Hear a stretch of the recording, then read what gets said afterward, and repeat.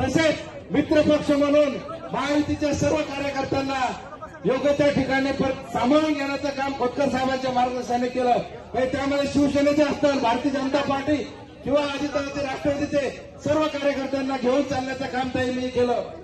खरं तर मी मागील 13 वर्ष आदित्य ठाकरे साहेब युवा सेनेचे जिल्हा प्रमुख होतो आणि जेव्हा उठाव झाला त्यावेळेस मुख्यमंत्री शिंदे साहेबांसोबत आदरणीय खोतकर साहेब केले आणि मी त्यांच्यासोबत त्यांच्या पावलावर पाऊल टाकून मी खोतकर साहेबांचं नेतृत्व मान्य केलं आणि शिंदे साहेबांसोबत गेलो.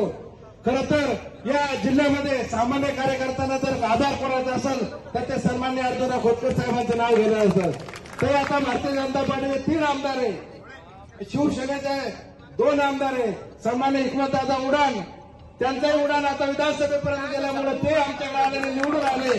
खरं तर अशी ताकद आता महायुतीच्या जिल्ह्यामध्ये असल्यामुळं आणि दूध शर्करा योग म्हणजे ताई युतीचे 5 आमदार आणि आपण पालकमंत्री आला म्हणून सर्वांच्या आशा पल्लवित झालेल्या आहेत. ताई खरं तर नक्कीच मुंडे साहेबांचं जेवढं प्रेम सर्व होतं तेच प्रेम हे आपल्यावर राहणार आहे.